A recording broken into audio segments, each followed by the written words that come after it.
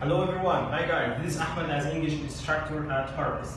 Today we will speak about something in American accent, but in Egyptian accent we have a lot of problems with these words.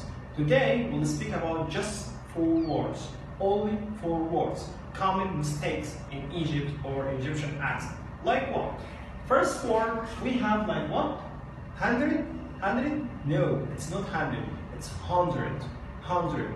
100. What is the rules? We are focused here on UN. What about UN? We are focused on something that's named sound as in cut. Sound as in cut. Like what? I don't say 100, 100. No, I say like This is sound here. 100, 100, 100. And in the end of the letter word, we like cut, cut. Don't say long or open your mouth. No, stop. Stop like as in cup. And second word we have country, country, nose, country, country, country, country, come, like sound, country, country. And number 3 we have like what?